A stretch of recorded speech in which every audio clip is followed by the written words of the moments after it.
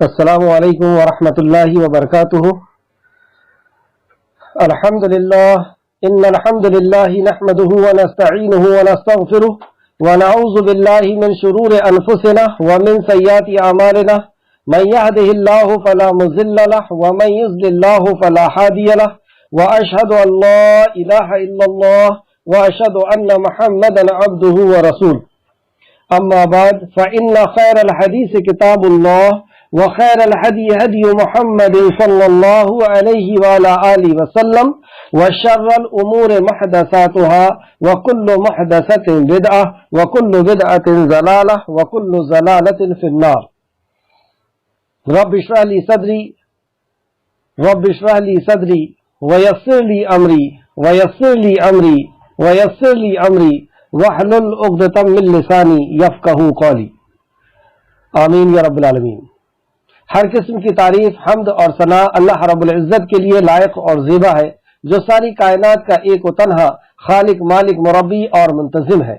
درود و سلام ہو انبیاء اکرام پر، خصوصاً نبی مکرم رحمت للعالمین امام الانبیاء محمد صلی اللہ علیہ وسلم پر، آپ کے اہل بیت پر اور صحابہ اکرام پر۔ معزز سامعین اکرام، آج انشاءاللہ تعالی سورہ لقمان کی آیت نمبر 20 سے کلاس رہے گی۔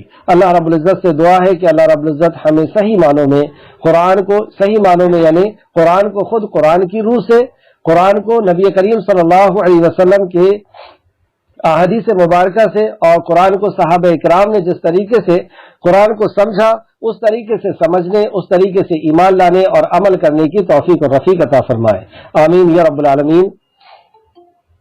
اعوذ باللہ من الشیطان الرجیم۔ الم تروا ان اللہ سخر لکم ما فی السماوات و ما فی الارض۔ الم تروا، کیا آپ نے دیکھا نہیں کہ بے شک اللہ نے جو کچھ آسمانوں اور جو کچھ زمین میں ہے تمہارے ہی لیے فرما بردار بنا دیا ہے۔ الم ترا، کیا آپ نے دیکھا نہیں، ان اللہ، بے شک اللہ رب العزت نے سخر لکم ما فی السماوات، پیدا کیا، مسخر کیا، لکم ما فی السماوات، جو کچھ زمین میں ہے اور جو کچھ آسمان میں ہے، وما فی الارض، اور جو کچھ زمین کے اندر ہے، آسمان میں اور زمین میں ہے۔ سخرا یعنی مطیع و تابع کر دینا، مسخر کر دینا۔ مسخر کسی چیز کو اس کی مرضی کے بغیر، جبرن و قہرن، پھر سے دیکھیں، کسی چیز کو اس کی مرضی کے بغیر کسی کام پر مصروف کر دینا، مقرر کر دینا۔ تو اللہ رب العزت نے دنیا کی، آسمان کی اور زمین کی اور ہر وہ چیز جو ہمیں نظر آ رہی ہے ہمارے تابع فرمان کر دیا۔ وہ چاہ کر کے یا نہ چاہ کر کے ہماری خدمت میں لگا دی گئی ہے۔ سورہ بقرہ کی بھی ابتدائی آیتوں میں ہم یہ پڑھ چکے ہیں کہ جو کچھ زمین کے اندر ہے وہ سب کا سب تمہارے لیے۔ وہاں پہ یہ فرمایا کہ تمہارے لیے، یعنی تمہارے ہی فائدے کے لیے ہم نے پیدا کیا۔ اور یہاں پہ اللہ رب العزت نے فرمایا کہ جو کچھ ہے وہ تمہارے لیے مسخر کر دیا گیا ہے، سماوات، آسمان میں، وما فی الارض، اور زمین کے اندر۔ اس تعلق سے سورہ یونس آیت نمبر 5 اور 6 میں بھی اس کی تفسیر ملتی ہے۔ وہی ہے جس نے سورج کو تیز روشنی اور چاند کو نور بنا دیا اور اس کے منزلیں مقرر کر دی، یعنی چاند کی اور سورج کی منزلیں مقرر کر دی تاکہ تم سالوں کی گنتی اور حساب معلوم کر سکو۔ سالوں کی گنتی اور حساب معلوم کرنے کے لیے جو ہمارے لیے کیلنڈر اللہ رب العزت نے بنایا ہے وہ چاند ہے۔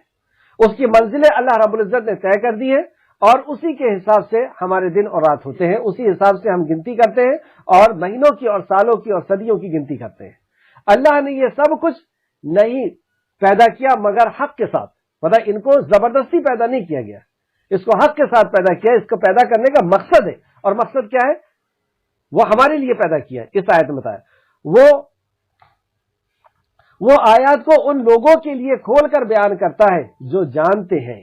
یہ آیتوں کو ان کے لیے کھول کر کے بیان کی جاتی ہے جو جانتے ہیں۔ تو یہاں پہ اللہ رب العزت علم والوں کے لیے کہہ رہا ہے کہ جو علم رکھتے ہیں وہ ان آیتوں کو سمجھتے ہیں کہ آسمان میں جو فلکیات کے اندر جو چیزیں ہیں وہ کس طریقے سے اللہ رب العزت نے ان کو ہمارے تابع فرمان ہماری ضرورت کے لیے ان کو پیدا کیا ہے، اور کس طریقے سے چاند کی منزلیں ہیں اور وہ دن اور رات بدل رہے ہیں، یہ جاننے والے سمجھتے ہیں، یعنی جو اسپیس کے جاننے والے وہ اس کو سمجھتے ہیں۔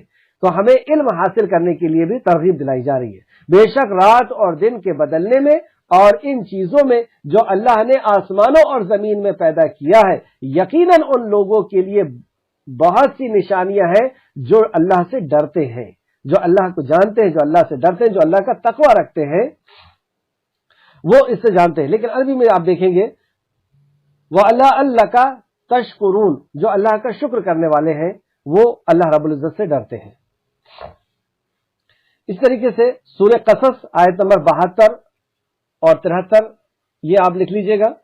اسی ضمن میں سورہ نحل آیت نمبر 14 سے 16 وہ بھی آپ لکھیے۔ ایک حدیث بخاری اور مسلم نے روایت کیا ہے، سیدنا ابو ہریرہ بیان کرتے ہیں کہ رسول اللہ صلی اللہ علیہ وسلم نے فرمایا اس شخص کی طرف دیکھو۔ اچھا آگے کی آیت میں واپس آئے آپ، آیت نمبر 20 کے اندر، وَأَسْبَغَ عَلَيْكُمْ نِعْمَهُ ظَاهِرًا وَبَاطِنًا، اور اس نے تم پر اپنی ظاہری اور چھپی ہوئی نعمتیں پوری کر دی ہیں۔ وہ نعمتیں بھی جو ظاہر ہمیں نظر آ رہی ہے، اور کچھ نعمت ایسی ہے جو باطن ہے، چھپی ہوئی ہے، وہ نعمتیں بھی تم پر پوری کر دی ہے۔ آپ غور کریں کہ وہ کیسا رحمان ہے۔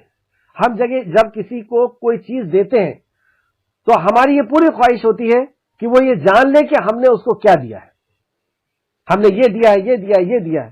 لیکن اللہ رب العزت ایسی ہم سے محبت کرتا ہے کہ ہم نہیں جانتے ایسی بھی چیز ہماری خدمت میں اس نے لگا کے رکھا ہے۔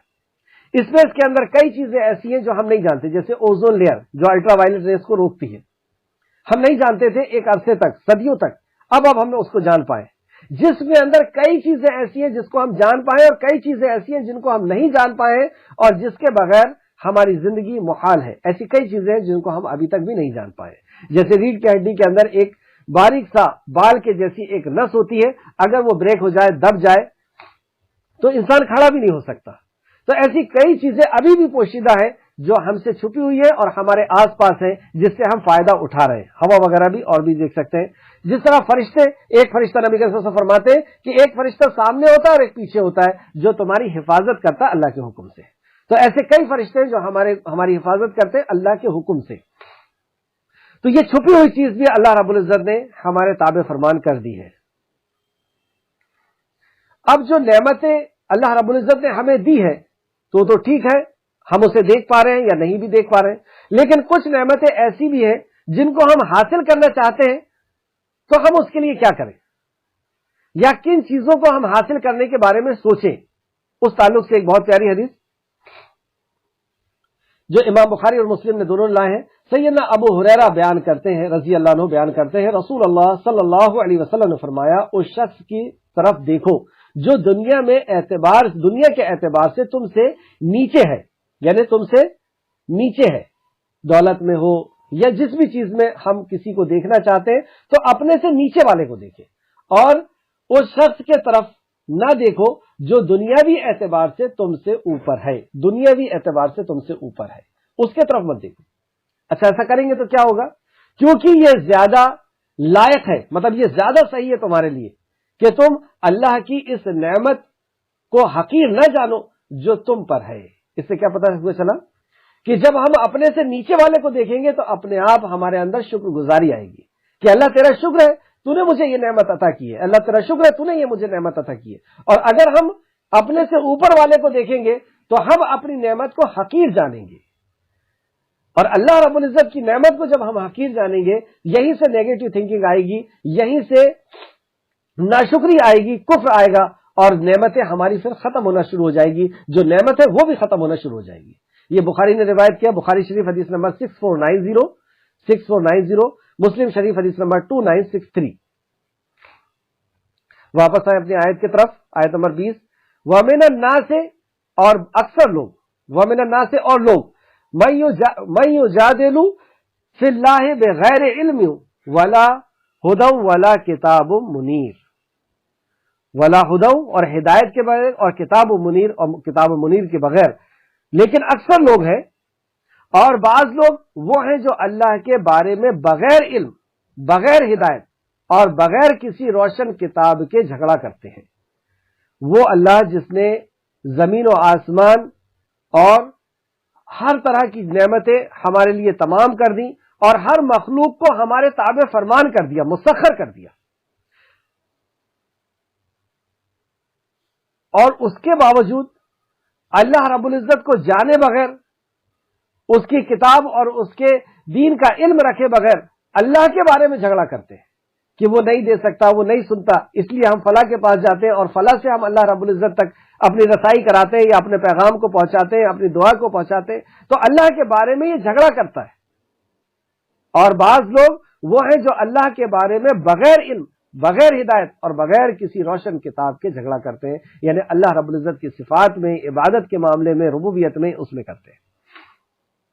اور جب ان سے کہا جاتا ہے وَإِذَا قِيلَ لَهُمْ، اور جب ان سے کہا جاتا ہے کہ تم اس کی اتباع کرو جو اللہ نے نازل کیا ہے، جب زمین و آسمان اور ہر مخلوق کو اللہ نے پیدا کیا اور تمہارے تابع فرمان کر دیا ہے، تو ان مخلوق کو کیسے استعمال کرنا ہے وہ کون بتائے گا؟ وہ بھی اللہ ہی بتائے گا کہ تمہیں جو پینے کے لیے چیزیں دی گئی ہیں اسے کس طریقے سے پینا ہے، کھانے کی چیز کو کس طریقے سے کھانا ہے، اور پہننے کی چیز کو کس طریقے سے پہننا ہے، یعنی کیا کھانا ہے، کیا نہیں کھانا ہے، کیا پینا ہے، کیا نہیں پینا ہے، کیا پہننا ہے، کیا نہیں پہننا ہے، کیا بولنا ہے، کیا نہیں بولنا ہے، کیا سوچنا ہے، کیا نہیں سوچنا ہے، کیسا عقیدہ، کیسا کانسیپٹ رکھنا ہے۔ یہ ساری نعمتیں جب اللہ نے دی ہیں تو اللہ ہی بتائے گا کہ اسے کس طریقے سے استعمال کرنا ہے، اور اس طریقے سے استعمال کرنا یہی اس کی عبادت ہے۔ ان نعمتوں کو جس کو اللہ نے دیا ہے اللہ کے مطابق اس کو استعمال کرنا، اسی کو عبادت کہتے ہیں، اللہ کے حکموں کو ماننا۔ اور جب ان سے کہا جائے کہ تم اس کی اتباع کرو جو اللہ نے نازل کیا، اللہ کے مطابق، اللہ کے حکم کے مطابق تم پیروی کرو اس کی، تو وہ کہتے ہیں ہم تو اسی طریقے کی پیروی کریں گے جس پر ہم نے اپنے باپ دادا کو پایا۔ آج بھی دیکھیں آپ 1450 سال بعد بھی وہی جواب ہم کو ملتے ہیں۔ جب ہم اس سے کہتے ہیں کہ اللہ کے کلام اور نبی کے فرمان کی پیروی کرو تو وہ کیا کہتے ہیں؟ ہم تو اسی کی اتباع کریں گے جس پہ ہم نے اپنے باپ دادا کو پایا۔ کل کی کلاس میں لیکن یہ بات تھی الٹی، کل کی کلاس میں یہ بات آئی کہ تم اپنے ماں باپ کی اتباع کرو، اور یہاں کہا جا رہا ہے کہ اپنے ماں باپ کی اتباع کر رہے ہیں، یہ گمراہ ہو رہے ہیں۔ کیا فرق ہے اس کا؟ اس کی وضاحت آگے اللہ رب العزت نے کیا۔ کیا اگرچہ شیطان انہیں عذاب جہنم کی طرف بلاتا ہو تب بھی، یعنی والدین ان کو جہنم کی طرف بلا رہے ہیں بغیر دلیل کے، بغیر اللہ رب العزت کے حکم کے، تو کیا تب بھی اس کی اتباع کریں گے؟ تو پتہ یہ چلا کہ والدین کی اتباع اس وقت تک، اور وہاں پہ کل کی کلاس میں بھی یہ بات آئی تھی کہ والدین کی اتباع وہاں تک کی جائے گی جہاں تک وہ اللہ اور اللہ کے نبی کے حکم کے مطابق حکم دیں گے، اور جب وہ اللہ اور اللہ کے نبی کے حکم کے مطابق حکم نہیں دیں گے تو ان کی کیا کسی کی بھی بات نہیں مانی جائے گی۔ بخاری حدیث کے حوالے سے کل یہ بات بتائی گئی تھی۔ ایک دوسری بات یہاں یہ پتہ چلی کہ لوگ اتباع کس کی کرتے ہیں؟ ماں باپ کی اتباع کرتے ہیں۔ تو اس سے ہمیں بہت اہم نقطہ یہ پتہ چلا کہ ہم جیسے ہوتے ہیں ہماری اولاد ویسی ہوتی ہے۔ آم کے نیچے ہی آم گرتا ہے، ببول کے نیچے ہی ببول کا کانٹا ہوگا۔ ہم اگر بہتر ہوں گے تو ہماری اولاد بہتر ہوگی، ہم اگر مطیع اور فرما بردار ہوں گے تو اولاد بھی مطیع اور فرما بردار ہوگی۔ اس سے ہمیں یہ بھی پتہ چلا کہ والدین کی تربیت کتنا اثر رکھتی ہے بچوں کے اندر۔ جیسے نبی مکرم نے فرمایا نا کہ پہلا مدرسہ ماں کا گود ہے۔ آج تک آپ دیکھ لیجئے کہ ہر انسان یہی کہتا ہے کہ جس پہ ہم نے اپنے باپ دادا کو پایا ہم اسی پہ رہیں گے۔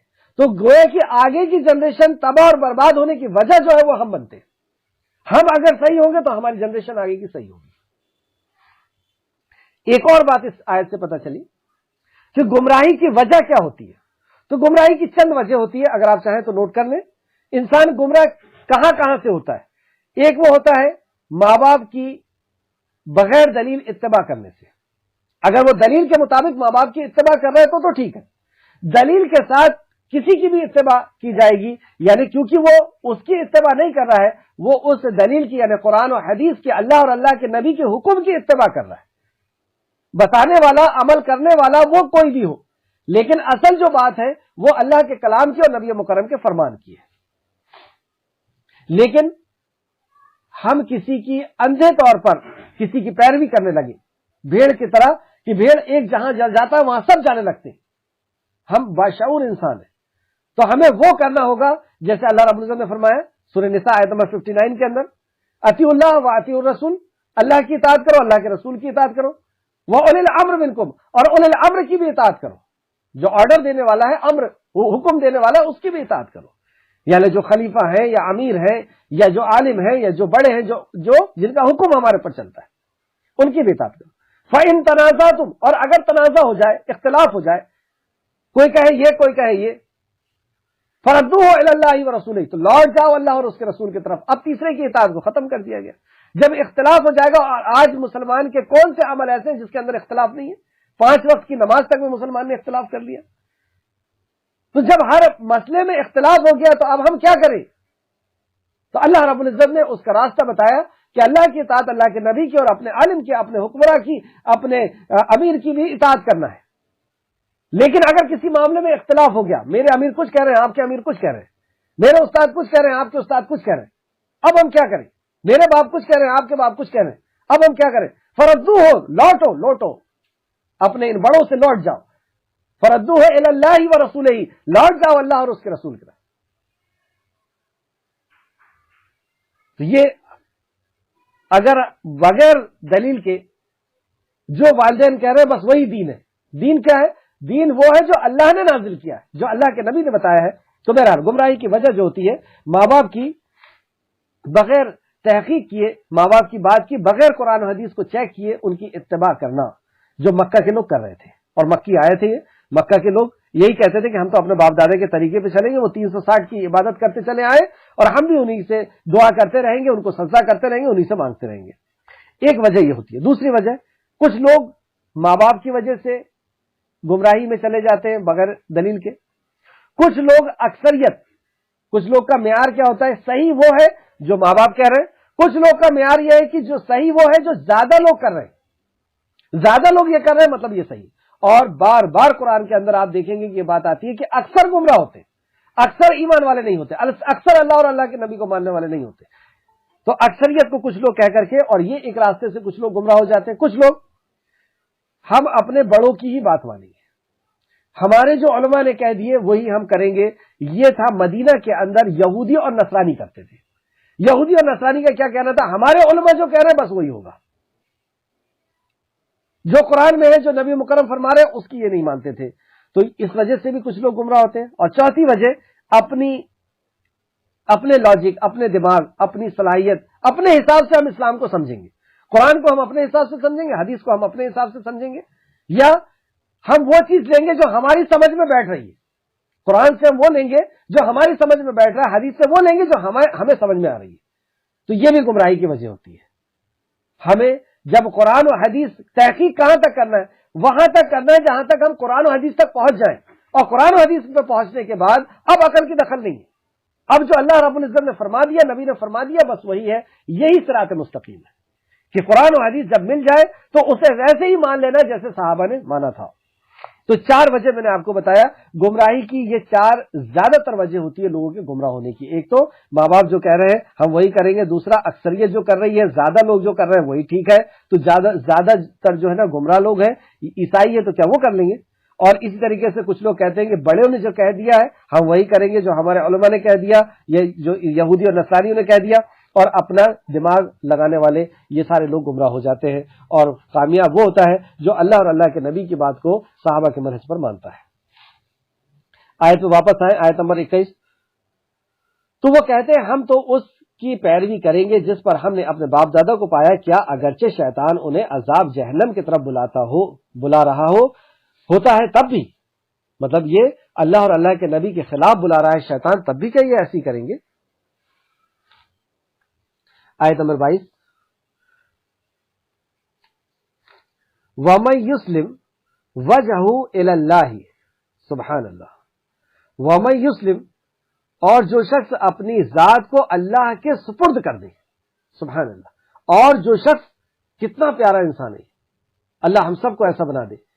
اور جو شخص اپنی ذات کو، اپنے آپ کو، اپنی ذات کو اللہ کے سپرد کر دے، ساری کائنات کے خالق اور مالک جس کے وہ ہمہ لمحہ، جس کا وہ محتاج ہے، ہر نعمت جس رب کی دی ہوئی ہے، جس رب نے اسے زندگی دیا، جس رب نے اسے سوچنے بولنے کی صلاحیت دیا، جس رب نے اسے سننے اور سمجھنے کی صلاحیت دیا، جس رب نے اسے ہر کچھ نعمت عطا کی ہے، وہ شخص کتنا خوش قسمت ہے کہ وہ اپنے آپ کو اس کے سپرد کر دے. جیسے دوسری جگہ اللہ فرماتا ہے ان صلاتی و نسخی و محیای و مماتی للہ رب العالمین. ان صلاتی، اے اللہ میری نماز، و نسخی اور میری قربانی، و محیای اور میری زندگی، و مماتی اور میری موت، للہ رب العالمین، اللہ رب العالمین کے لیے. کیا مطلب ہوا؟ ان صلاتی میری نماز، و نسخی اور میری قربانیاں، جتنی بھی قربانیاں دے رہے ہیں، وقت کی قربانی ہو، جان کی قربانی ہو، مال کی قربانی ہو، اپنی صلاحیتوں کی قربانی ہو، یہ ساری قربانیاں اللہ رب العزت تیرے لیے. ان صلاتی و نسخی و محیای اور میری زندگی. ہم زندگی کس کے لیے جیتے؟ کوئی بچوں کے لیے جی رہا ہے، کوئی عزت کے لیے جی رہا ہے، کوئی بڑا آدمی بننے کے لیے جی رہا ہے، پیسے والا بننے کے لیے جی رہا ہے، سب کی الگ الگ ہے. لیکن اصل مومن وہی ہے جو اس انداز میں جیتا ہے کہ ان صلاتی و نسخی و محیای و مماتی، اور میری موت للہ رب العالمین، اللہ رب العالمین کے لیے ہے. یعنی اللہ تعالیٰ نے اس شخص کے بارے میں بیان فرمایا ہے جو اپنے آپ کو اللہ تعالیٰ کا فرما بردار بنا لے، یعنی عمل اس کے لیے اخلاص کے ساتھ کرے، اس کے حکم کے سامنے اپنے آپ کو سر تسلیم خم کر دے اور اس کی شریعت کی اتباع کرے. یہ اس کا مطلب ہوا وَمَن يُسْلِمْ وَجْهَهُ إِلَى اللَّهِ. اس نے اپنے وجہ کو، اپنے چہرے کو اللہ کی طرف کر دیا. اب اسے صرف وہی کرنا ہے جو میرا رب چاہتا ہے، جو اس کے اوامر ہے، جو اس کی نواہی ہے، جس پہ اس نے کہہ دیا جو کرنے کا بس وہی کرتا. وہ شریعت کا ایسا پابند ہو گیا. اور پھر اس کے بعد کیا کرتا ہے؟ وَهُوَ محسن، اور وہ محسن بھی ہے. محسن کے کیا معنی ہیں؟ یعنی جس چیز کا اسے حکم دیا گیا ہے اس کی اتباع کی صورت میں نیک عمل کرے. جو حکم دیا گیا ہے اس صورت میں اس پر عمل کرے تو وہی نیک عمل ہے، اور جس سے اسے منع کر دیا گیا ہے اس سے رک جائے. یعنی نیکی کو وہ ڈھونڈنے والا ہوتا ہے اور اس کو اچھے انداز میں کرنے والا ہوتا ہے. محسن اچھے انداز میں کرنے والا ہوتا ہے. تو اس کے لیے کیا ہے؟ یہ شخص کیسا ہے؟ فَقَدِ اسْتَمْسَكَ بِالْعُرْوَةِ الْوُثْقَىٰ. سبحان اللہ. تو بلا شبہ اس نے مضبوط کڑا تھام لیا. بالعروۃ الوثقیٰ، مضبوط کڑا تھام لیا. اس تعلق سے سورہ بقرہ کے اندر بھی ہم پڑھ کر کے آ چکے ہیں. سورہ بقرہ آیت نمبر 156، اس میں اللہ فرماتا ہے وَمَن يَكْفُرْ بِالطَّاغُوتِ، اور جس نے کفر کیا طاغوت سے، یعنی اللہ کے علاوہ جس کسی کی بھی عبادت ہوتی ہے، اللہ کے علاوہ جس کسی کے بھی حلال اور حرام کو مانا جاتا ہے، جس کے قانون کو مانا جاتا ہے، جس کی عبادت ہوتی ہے اس شیطان کی. تو فَمَن يَكْفُرْ، اور جس نے کفر کیا، انکار کیا، بالطاغوت، طاغوت سے، سارے باطل معبود سے، اور پھر وَيُؤْمِن بِاللَّهِ، اور ایمان لایا اللہ پر. دیکھیے پہلے نفی ہے پھر اس بات ہے، لا الہ، کوئی عبادت کے لائق نہیں، الا اللہ، مگر اللہ کے. تو اس نے سارے باطل معبود کا انکار کر دیا اور اللہ رب العزت پر ایمان لے آیا. فَقَدِ اسْتَمْسَكَ بِالْعُرْوَةِ الْوُثْقَىٰ، پھر وہیں پہ یہاں پہ بھی وہی بات آئی، فَقَدِ اسْتَمْسَكَ بِالْعُرْوَةِ الْوُثْقَىٰ، تو اس نے ایک مضبوط سہارا تھام لیا. کیسا تھا سہارا ہے؟ ہم دنیا میں اگر کسی کے حکم پہ چل رہے ہیں، کسی کی اطاعت کر رہے ہیں، کسی کے مطابق جی رہے ہیں، اللہ کے مطابق نہیں جی رہے، تو جس سہارے کو ہم نے پکڑے ہوئے ہیں، یہ سہارا کب تک ہمیں تھام کر کے رکھے گا؟ یہ سہارا ہمیں کبھی بھی ہمارا ساتھ چھوڑ سکتا ہے. جب ہم مصیبت میں پڑتے ہیں تب اکثر لوگ ہمارا ساتھ چھوڑ کر کے چلے جاتے ہیں، اور اس وقت جب ہم اصل مصیبت میں رہیں گے، یعنی موت کی سختی آئے گی، تو اس وقت تو یہ سبھی چلے جائیں گے. قبر کے اندر تو اکیلے ہی جانا ہے، حشر کے میدان میں تو اکیلے کھڑے ہونا ہے، اور جنت اور جہنم کا جب فیصلہ کیا جائے گا تب بھی اکیلے ہوں گے.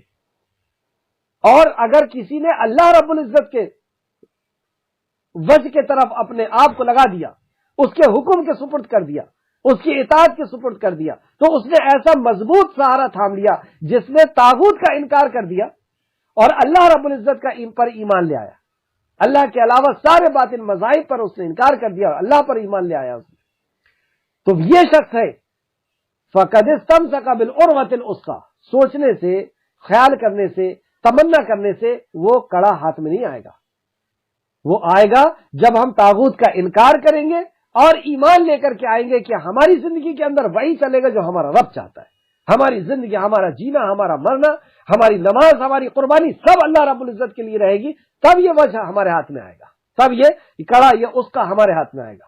وَقَدِ اسْتَمْسَكَ بِالْعُرْوَةِ الْوُثْقَىٰ. تو اس نے مضبوط سہارا تھام لیا. اب یہ وہ سہارا ہے کہ موت کی گھڑی بھی اگر آ چکی ہے، فرشتہ روح نکال رہا ہے، تو یہ وہ سہارا ہمارے ہاتھ میں ہے.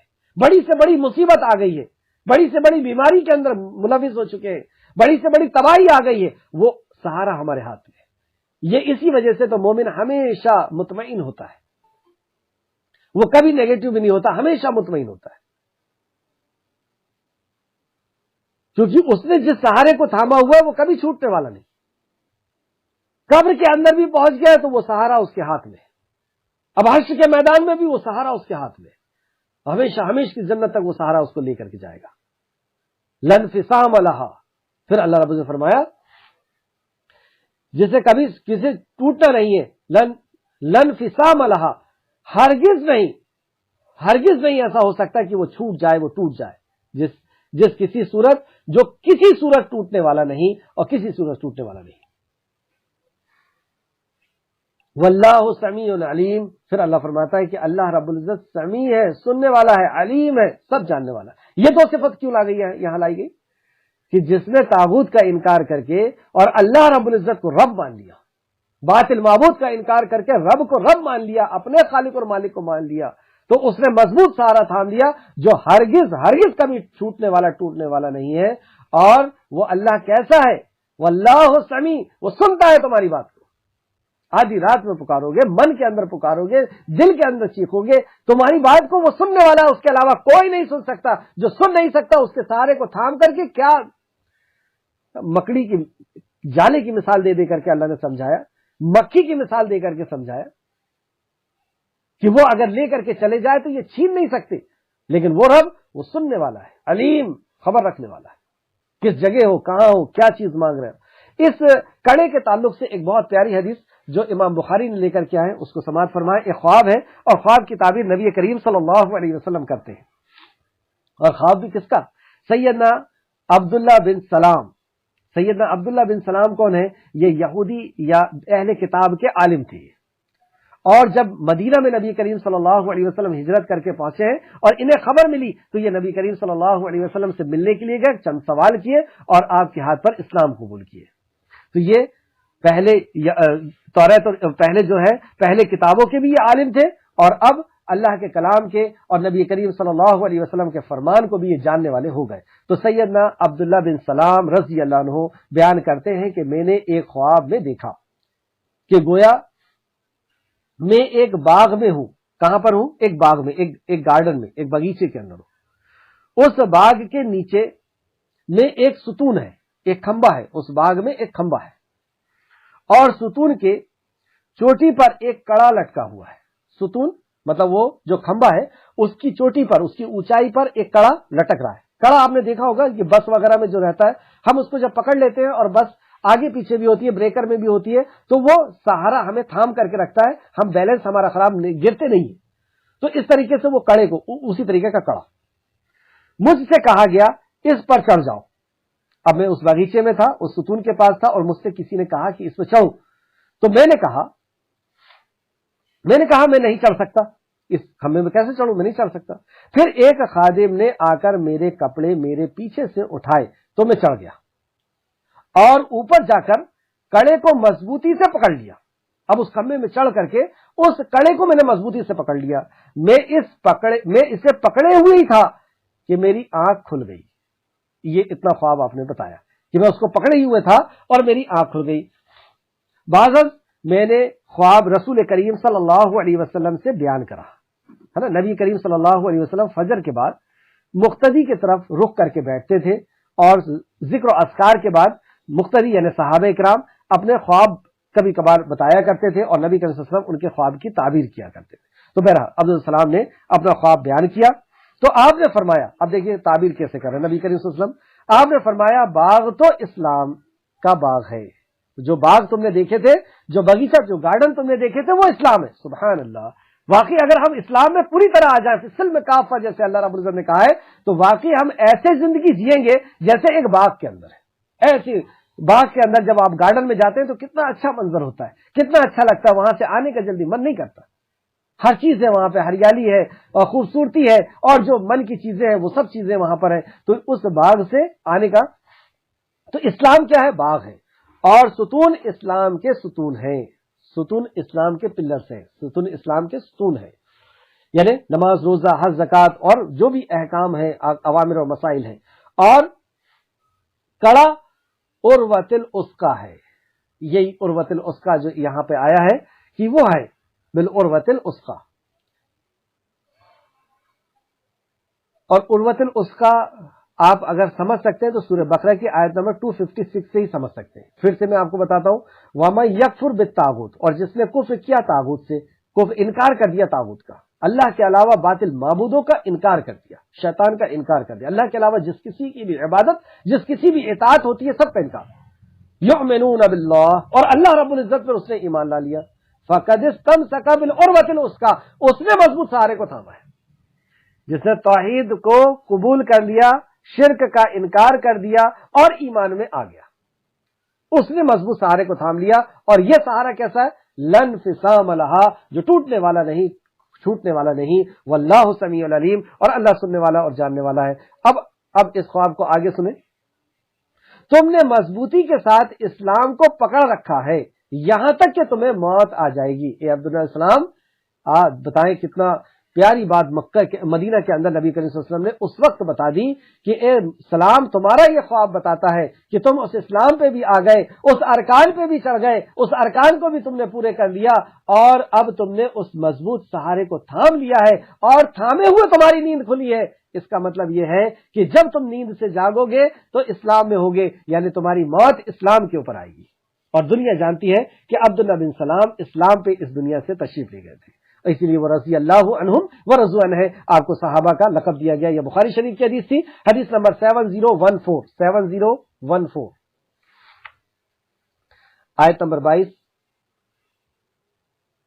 اور سب کاموں کا انجام اللہ ہی کے پاس ہے، اور جو بھی ہم سہارا تھامیں گے اور سارا انجام جو بھی ہم عمل کرتے ہیں، اس سارا انجام اللہ رب العزت کے ہی پاس جا کر کے ختم ہونا ہے، یا وہی اس کا حساب دے گا۔ آیت نمبر 23، اور اے نبی کریم صلی اللہ علیہ وسلم، دیکھیے یہاں دو لوگوں کا ذکر کیا گیا، 22ویں نمبر کی آیت میں ان لوگوں کا ذکر کیا جس نے نبی مکرم کی بات کو مان لیا، اسلام کو قبول کر لیا، اپنے چہرے کو اللہ کی طرف کر لیا، اپنے سارے اعمال کو اللہ کے سپرد کر دیا، اپنے آپ کو، اپنی ذات کو اللہ رب العزت کے دین کے سپرد کر دیا، اس کی اطاعت اور فرمانبرداری میں سپرد کر دیا، اس کی توحید میں سپرد کر دیا، اور نیکوکار عمل کرنے لگا، اور اس نے اللہ رب العزت کے کڑے کو تھام لیا، توحید کو تھام لیا، اور جو کبھی ٹوٹنے والا کبھی چھوٹنے والا نہیں ہے، ایک شخص ہی ہے۔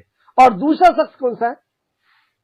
ومن کفر، اور جس نے کفر کیا، فلا یحزن کا کفر، تو اس کا کفر آپ کو تکلیف میں نہ لائے، آپ کو غمزدہ نہ کرے۔ تو پتہ یہ چلا کہ جب کوئی شخص ایمان نہیں لاتا تھا تو نبی کریم صلی اللہ علیہ وسلم کو تکلیف ہوتی تھی۔ کیوں تکلیف ہوتی تھی؟ تکلیف اس لیے کہ یہ جو شخص ہے یہ دنیا میں بھی تباہ اور برباد ہو رہا ہے، پریشانی اور مصیبت کا شکار ہو رہا ہے، قبر میں بھی ہوگا اور حشر میں بھی ہوگا۔ تو انسانیت کی آپ کو محبت تھی، آپ رحمت للعالمین بنا کر کے بھیجے گئے تھے، ساری انسانیت کی طرف رحمت بنا کر کے بھیجے گئے تھے۔ تو نبی کریم صلی اللہ علیہ وسلم غمگین ہو رہے ہیں، تو اللہ رب العزت غم تو سب سے چھپا سکتے ہیں، اللہ سے تو نہیں چھپا سکتے نا، تو اللہ رب العزت جان لیتا ہے، اور اللہ کیا فرماتا ہے، اور اے نبی کریم صلی اللہ علیہ وسلم، جس کسی نے کفر کیا تو اس کا کفر آپ کو غم میں نہ ڈالے، بالآخر ہماری ہی طرف ان کی واپسی ہے، یہ کہیں نہیں جائیں گے، یہ لوٹ کر کے ہمارے پاس آنے والے ہیں، اور پھر کیا کرے گا اللہ؟ پھر ہم انہیں بتائیں گے جو کچھ انہوں نے کیا ہوگا۔ اب ہم بتائیں گے انہیں کہ جو کچھ انہوں نے عمل کیا ہے، جو آپ کی نافرمانی کی ہے اپنے رب کے ساتھ، اپنے رب کو چھوڑ کر کے کسی اور کو انہوں نے مانا ہے، اس سہارے کو، اس کڑے کو چھوڑ کر کے، اس سہارے کو چھوڑ کر کے کسی اور کے سہارے کو تھاما ہے۔ یہ سہارا کتنا کمزور، یہ مکڑی کے جال کی طرح سہارا، یہ مکھی کی طرح، اور مکھی لے کر کے اڑ جائے تو اس اڑی ہوئی چیز کو یہ واپس نہیں لا سکتا، اتنا کمزور سہارا، نہ یہ سن سکتا، نہ دیکھ سکتا، نہ بول سکتا، نہ پکڑ سکتا، یہ خود اپنے لیے محتاج ایسے سہارے کو تھامے ہوئے۔ یہ دنیا کے جتنے بھی سہارے سب کمزور سہارے، سب مکڑی کے جالے کی طرح سہارے۔ تو اللہ فرماتا ہے کہ انہیں جب آئیں گے تب میں انہیں بتاؤں گا کہ یہ کیا کر کے آئے ہیں۔ بے شک اللہ سننے، بے شک اللہ سینوں کے رازوں کو خوب جانتا ہے۔ کیوں ہوئی یہ بات؟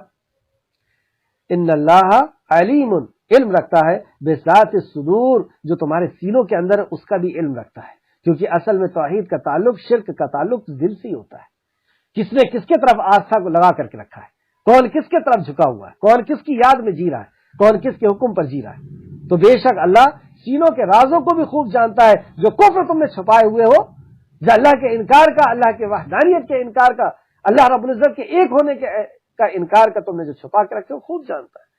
ہم انہیں تھوڑا سا فائدہ دیتے ہیں، ہم دنیا کے اندر تھوڑا سا تو فائدہ دیتے ہیں، پھر ہم انہیں سخت عذاب کے طرف مجبور کر دیں گے۔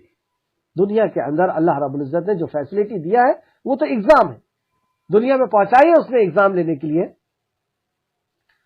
اور جب ایگزام ختم ہوگا پھر اس کے بعد اس کا سخت حساب لیا جائے گا۔ تو دنیا کے اندر جو لوگ اللہ رب العزت کی نافرمانی کر کے جی رہے ہیں اور وہ خوش ہیں، تو ان کو دیکھ کر کے ہمیں اس آیت کو یاد کرنا چاہیے کہ اللہ رب العزت نے کچھ وقت کے لیے انہیں سامان زندگی دے دیا ہے، کچھ وقت کا، تھوڑا سا قلیل وقت ہے، ہم انہیں تھوڑا سا فائدہ دے دیتے ہیں، پھر ہم انہیں سخت عذاب کی طرف مجبور کر دیتے ہیں، دنیا میں بھی وہ، آخر دور میں، یا جب اللہ رب العزت چاہتا ہے جب ان کی گرفت کر لیتا ہے، اور قبر کے اندر اور حشر کے اندر تو ان کی گرفت ہونا ہی ہونا ہے۔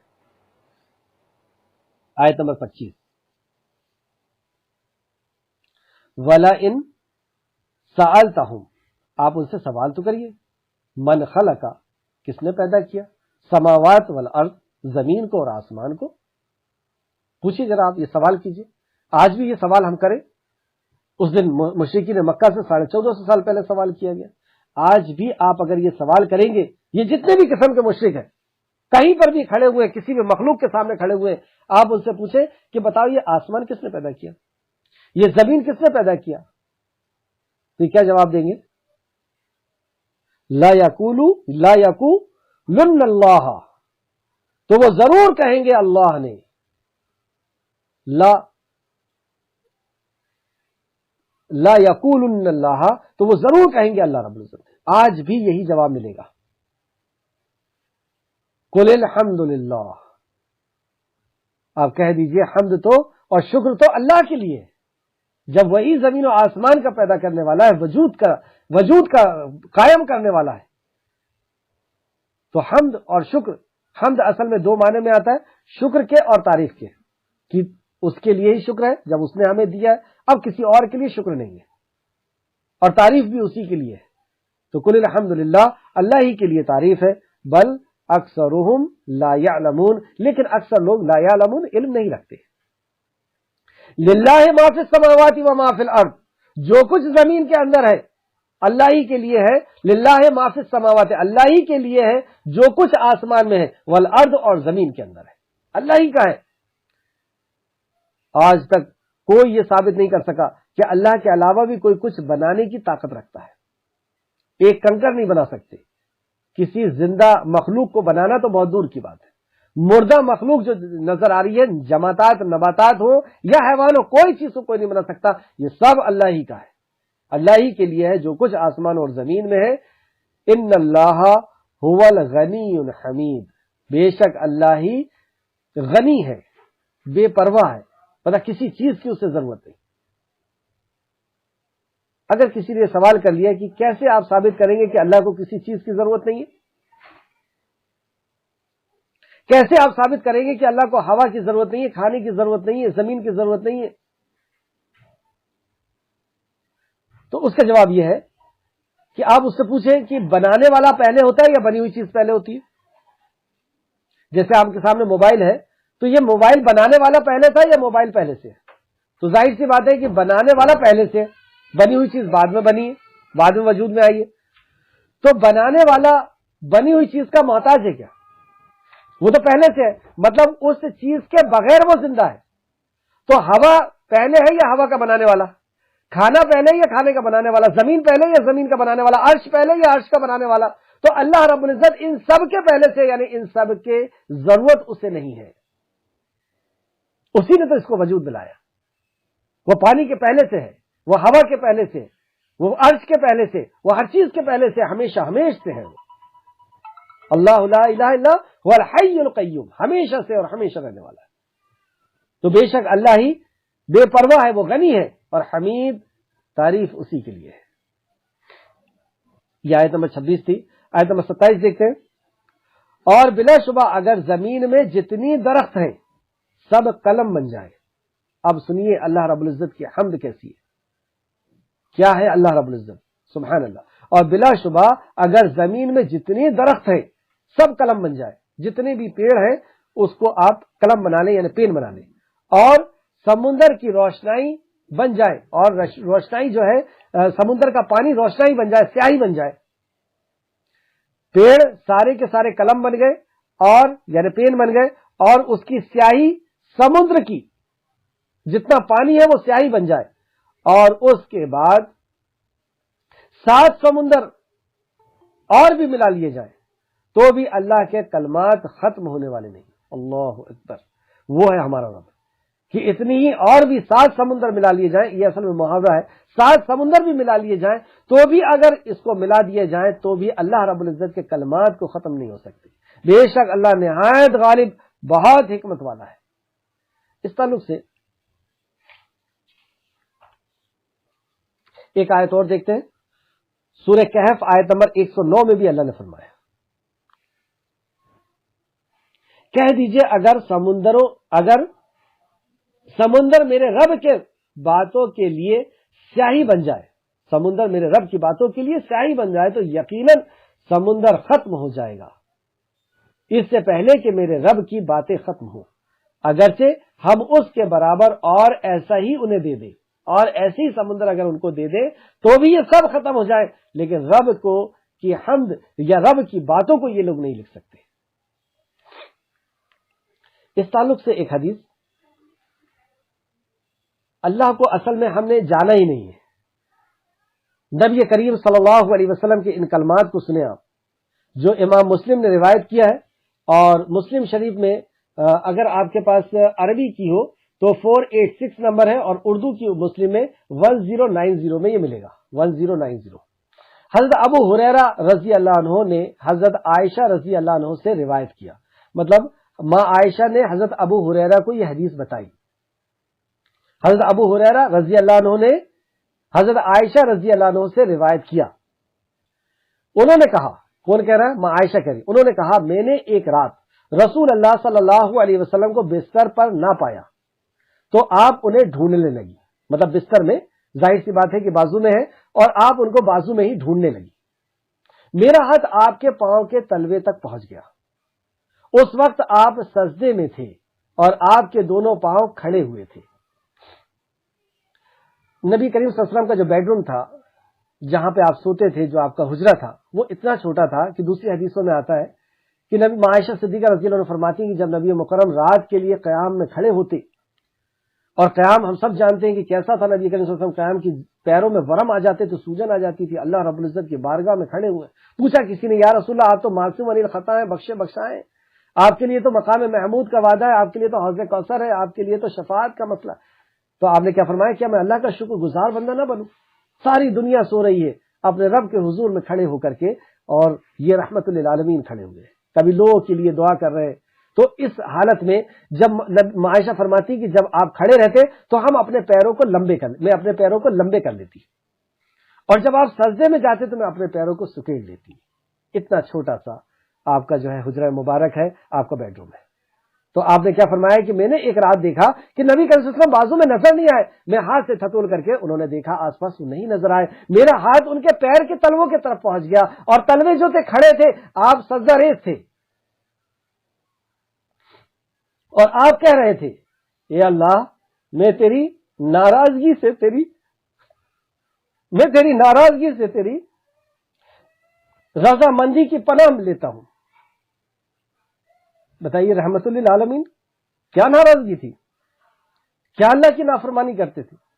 जिनके लिए आसमान से वही आ गई, उनका अल्लाह रब्बुल इज्जत को जानना, अल्लाह का डर, अल्लाह रब्बुल इज्जत से की मार्फत का अंदाजा देखिए कि दुनिया सो रही है, सजदा रेज है, और माँ आयशा कान लगा करके सुन रही है और क्या बताती है कि आप ये कह रहे हैं कि ए अल्लाह, मैं तेरी नाराजगी से तेरी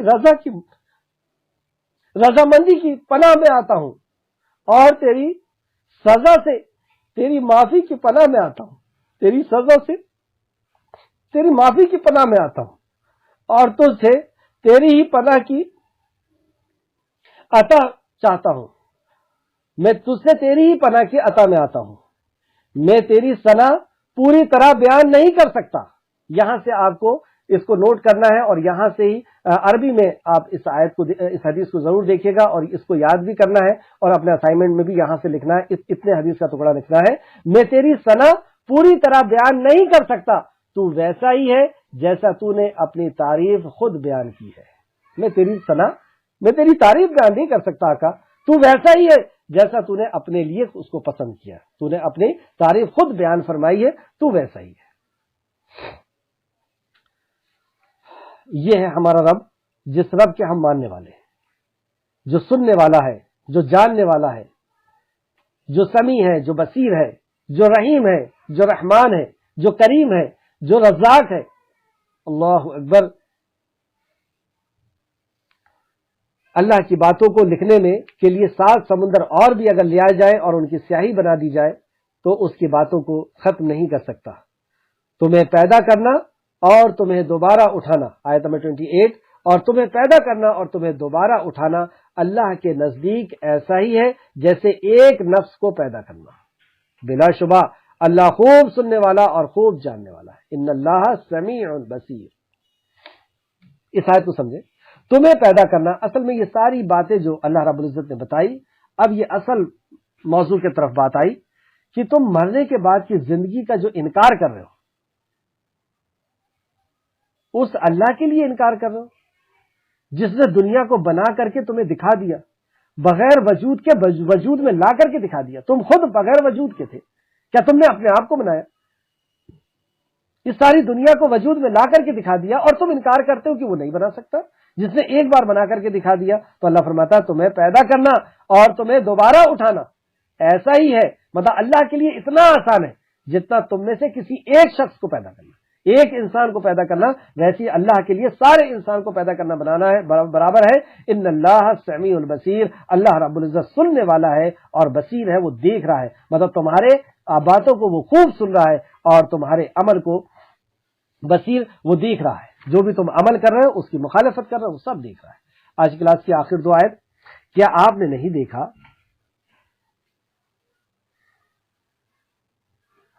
अलम तरा अन्नल्लाह यूलिजुल लैला फिन नहारी व यूलिजुल नहारा फिल लैल, क्या आपने नहीं देखा कि बेशक अल्लाह रात को दिन में दाखिल करता है और दिन को रात में दाखिल करता है, और उसने सूरज और चांद को काम पर लगा दिया है, मतलब सूरज और चांद एक काम पर लगे हुए हैं, हर एक मुकर्ररा वक्त तक चल रहा है, हर एक मुकर्ररा वक्त तक चल रहा है। आज से 1450 साल पहले इतनी साइंटिफिक बात कौन कर सकता है? जो वाकई इस दुनिया को बनाने और चलाने वाला है, इस दुनिया का जानने वाला है, वही बता सकता था 1450 साल पहले। कोई नहीं जानता था कि सूरज चल रहा है, आसमान सूरज चल रहा है और चांद चल रहा है और जमीन चल रही है और एक मुकर्ररा मुद्दत तक चल रहे हैं, कोई नहीं जानता था। एक मुकर्ररा मुद्दत तक चल रहा है, और बेशक जो तुम अमल करते हो अल्लाह उसे खूब जानने वाला है। वन्नल्लाह बिमा तअमलून खबीर, वो खबरदार है, खबर रखने वाला है। आज की इस रुकू में देखें आपकी कितनी कुरान में कितनी इस रुकू के अंदर कितनी अल्लाह रब्बुल इज्जत के नाम आए हैं, और वही अल्लाह रब्बुल इज्जत की सिफत भी है। तो यहाँ पे खबीर आया कि अल्लाह रब्बुल इज्जत को खूब खबर है। ये सारी फलकियात के अंदर जो चीजें चल रही हैं, वो कैसे दिन को रात में और रात को दिन में दाखिल कर रहा है, और भी जो चीजें हो रही है, वो सब अल्लाह रब्बुल इज्जत उसको जानने वाला है और खबर रखने वाला है। ये इसलिए कि बेशक अल्लाह ही हक है और बेशक उसके सिवा जिसे वो पुकारते हैं बातिल है। جھوٹے ہیں، اور بلا شبہ اللہ ہی بلند مرتبہ بہت بڑا ہے۔ پھر یہاں پہ صفت آئی وَأَنَّ اللَّهَ هُوَ الْعَلِيمُ الْقَبِيرُ، وہ علم رکھنے والا ہے، بلند مرتبے والا ہے، اور بہت بڑا ہے، کبیر ہے، بڑا ہے۔ پھر سے دیکھیں، یہ اس لیے کہ بے شک اللہ ہی حق ہے، اور بے شک اس کے سوا جسے وہ پکارتے ہیں باطل ہے، اللہ کے علاوہ جسے وہ پکارتے ہیں باطل ہے، اور بلا شبہ اللہ ہی بلند مرتبے والا ہے۔ آیت کے اندر آپ نے دیکھا بار بار توحید کا ذکر آیا کہ اللہ کے علاوہ جو ہے سب باطل ہے، اللہ ہی حق ہے، اور آخرت کا یقین کی بات آئی۔ تین ہی موضوع پہ مکی صورتیں جو ہے چلتی ہیں، توحید، آخرت اور رسالت، نبی کریم صلی اللہ علیہ وسلم کے مقام و مرتبے کے تعلق سے۔ آج کی رکوع میں ہم نے کیا سیکھا؟ سب سے پہلی چیز یہ کہ مقصد زندگی ہمیں کیا پتہ چلی آج کی رکوع میں؟ مقصد زندگی ہمیں پتہ چلی جو آیت نمبر 22 کے اندر تھی، اپنے آپ کو اللہ تعالیٰ کے سپرد کر دینا، یہ ہے مقصد زندگی۔ ان صلاتی و نسخی و محیای و مماتی للہ رب العالمین، اور آیت نمبر 22 میں کیا بتایا تھا؟ وَمَن يُسْلِمْ وَجْهَهُ إِلَى اللَّهِ، اور جو شخص اپنی ذات کو اللہ کے سپرد کر دے، وَهُوَ محسن، اور وہ محسن بھی ہو، اللہ کی رضامندی کے کام کرنے والا ہو، اللہ کے حکم پر چلنے والا بھی ہو، تو اسی نے مضبوط سہارا تھاما ہے۔ تو ہمیں آیت نمبر 22 سے پتہ چلا کہ ہماری زندگی کا مقصد کیا ہونا چاہیے، اپنے آپ کو اللہ کے سپرد کر دینا۔ اور اللہ کے سپرد کرنا کیا ہے؟ اللہ کے حکم کے مطابق، اللہ کے اطاعت و فرمانبرداری کے مطابق اپنے آپ کو چلانا، جس میں سر فہرست سب سے اوپر توحید ہے۔ اب دوسرا پوائنٹ لکھیں، اللہ تعالیٰ رب ہے، تو اللہ تعالیٰ کی کیا عطا ہے ہمارے لیے؟ آیت نمبر 20 کے اندر اللہ تعالیٰ نے زمین و آسمان کی ساری چیزوں کو ہمارے لیے مسخر کر دیا ہے، ساری چیز کو ہمارا تابع فرمان کر دیا ہے، وہ چاہیں یا نہ چاہیں انہیں ہماری خدمت کرنا ہوگا۔ سبحان اللہ، یہ اللہ کی عطا ہے ہمارے لیے، جہاں پہ بھی ہماری نظر جائے گی وہ ہمارا غلام، دنیا کی مخلوق جو ہے۔ اس طریقے سے آیت نمبر 20 میں دوسری چیز پتہ چلی، دوسرا پوائنٹ، اللہ تعالیٰ نے اپنے کھلی اور چھپی نعمتیں ہم پر تمام کر دی ہیں، جو بھی چیزوں کی ہمیں ضرورت تھی، وہ کھلی ہوئی ہو یا چھپی ہوئی ہو، وہ سب ہمیں عطا کر دی، اور جو چیز ہمیں عطا نہیں کی ہے وہ ہمارا رب بہتر جانتا تھا کہ یہ چیز اس کے لیے ضروری نہیں ہے، یہ چیز اس کو نہیں دینا چاہیے، اس چیز سے فلاں نقصان ہوگا۔ بہرحال آیت نمبر تیسرا پوائنٹ ہمیں پتہ چلا آیت نمبر 22 سے، ساری معاملات کا آخر فیصلہ اللہ تعالیٰ کے ہاتھ میں ہے۔ جو بھی کر رہے ہیں ہم اچھا کر رہے ہیں برا کر رہے ہیں، ہم اپنے آپ کو سب کچھ نہ سمجھے، یہ سب کچھ اللہ رب العزت ہے، اس کے اختیار میں ہے، اس کے ہاتھ میں ہے، اور وہ فیصلہ فرمائے گا۔ آیت نمبر 23 میں چوتھا پوائنٹ، پلٹ کر اللہ تعالیٰ ہی کے پاس ہمیں جانا ہے۔ ہاں، یہ جو ہے ایک ویزا، جیسے ہم کسی دیش میں جاتے ہیں ایک ویزے کو لے کر کے، اور ویزا ایک دن ختم ہو جاتا ہے اور پھر واپس اپنے دیش میں آنا پڑتا ہے، تو ہمیں واپس اپنے خالق کے پاس جانا پڑے گا۔ جیسی ہماری عمر ختم ہوگی ہمیں اس کے پاس لوٹ کے جانا ہے۔ آیت نمبر 23 کے اندر 23 کے اندر اور دیکھتے ہیں، اللہ تعالیٰ سینوں کے چھپے راز کو بھی جانتا ہے، ہمارے دل کے اندر کتنی توحید ہے، کتنا شرک ہے، کتنا کفر ہے، دنیا سے ہونے کا یقین کتنا بنا کر کے رکھے ہیں، عزت اور ذلت کس کے پاس سے ہونے کا یقین بنا کر کے رکھے ہیں، اللہ رب العزت کی ذات سے ہونے کا یقین کتنا بنا کر کے رکھے ہیں، یہ سب اللہ رب العزت سینے کے چھپے ہوئے بھید کو جاننے والا ہے۔ آیت نمبر 23 سے آیت نمبر 28، چھٹواں پوائنٹ، ساری انسانوں کا پیدا کرنا اور جلا اٹھانا اللہ تعالیٰ کے لیے ایک انسان کو جلا اٹھانے کے برابر ہے۔ ساتواں، اللہ تعالیٰ رات کو دن میں اور دن کو رات میں پروتا رہتا ہے۔ یہ آیت نمبر 29 کے اندر سے پتہ چلا کہ یہ روزانہ جو ہمیں رات اور دن مل رہے ہیں، کہ دن کے کام کر رہے ہیں، رات میں آرام کر رہے ہیں، یہ اللہ کی عطا ہے، یہ اللہ کا، ہمیں اس کا بھی شکر کرنا چاہیے۔ آیت نمبر 29، آٹھواں پوائنٹ، اللہ تعالیٰ نے سورج اور چاند کو مسخر کر دیا ہے، یعنی ہمارا تابع فرمان کر دیا ہے۔ آیت نمبر 29 میں، جو بھی تم کرتے ہو اللہ تعالیٰ اس سے باخبر ہے۔ آیت نمبر 30، اللہ تعالیٰ ہی حق ہے۔ آیت نمبر 30 میں 11واں پوائنٹ، اللہ تعالیٰ ہی بزرگ و برتر ہے۔ 12، اللہ تعالیٰ تھوڑی مدت دنیا میں مزہ کرنے کو دے دیتا ہے۔ آیت نمبر 24 میں تھا کہ اپنے نافرمانوں کو بھی اور فرمانبرداروں کو، سب کو بھی اللہ رب العزت دنیا کی تھوڑی نعمتیں عطا کرتا ہے۔ 13، آسمانوں اور زمین میں جو کچھ ہے اللہ تعالیٰ کا ہے۔ آیت نمبر 26 سے یہ بہت اہم پوائنٹ ہے کہ جو کچھ زمین و آسمان کے اندر وہ اللہ کا ہے، تو اللہ کی مرضی کے بغیر کوئی کسی کو کچھ نہیں دے سکتا. جب اللہ کا ہے تو اللہ ہی دے سکتا ہے، وہ عزت ہو، ذلت ہو، دولت ہو، جو بھی ہو. 14واں پوائنٹ، اللہ تعالیٰ بے نیاز ہے، مطلب اسے کسی چیز کی ضرورت نہیں، غنی ہے وہ، اور اپنی ذات میں آپ محمود ہے، اس کی تعریف ویسی ہے جیسی وہ پسند کرتا ہے. آیت نمبر 26 کے اندر تھا اور بھی ایک دعا جو فجر کی نماز کے بعد پڑھتے ہیں 3 بار تو اس کو اتنا اجر ملتا ہے کہ طلوع آفتاب تک کوئی اگر یا اشراق تک کوئی اگر اپنے مصلی پر بیٹھ کر کے پڑھتا رہے تو اس کو وہ اجر ملے گا. اس کے اندر بھی یہی کلمات ہے. کیا ہے وہ کلمات؟ دیکھیے مجھے ابھی یاد نہیں آ رہا. چلے آگے چلتے ہیں. 15واں پوائنٹ،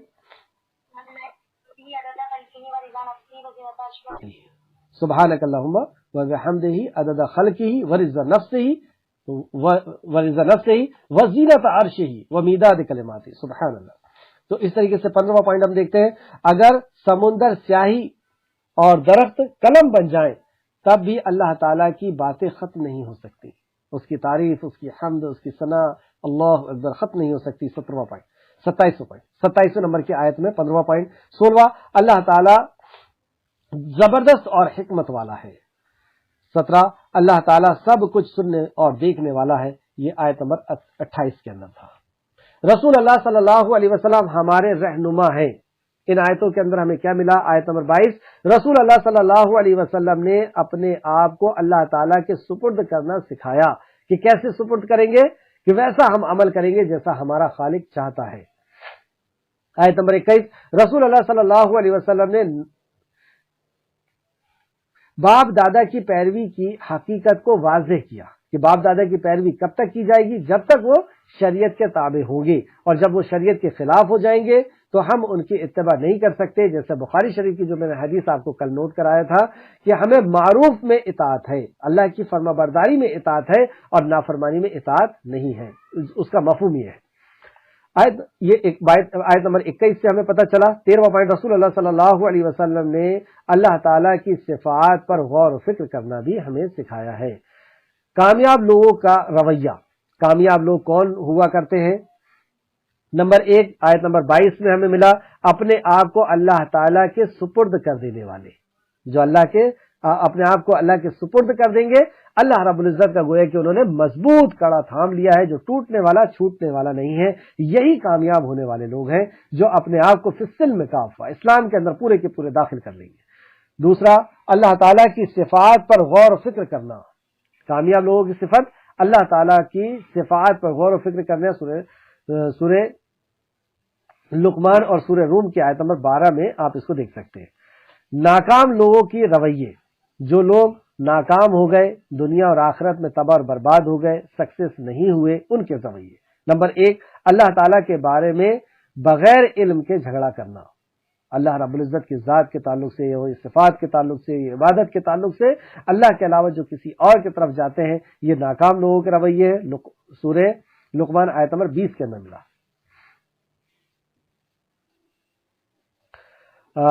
دوسرا، باپ دادا کی پیروی کرنا، یعنی اندھی پیروی کرنا، شریعت کے خلاف باپ دادا کی پیروی کرنا، یہ ناکام لوگوں کے رویے ہیں.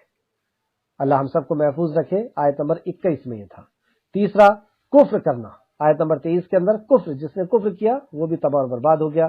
اس طریقے سے چوتھا پوائنٹ، اللہ تعالیٰ کے سوا دوسروں کو پکارنا.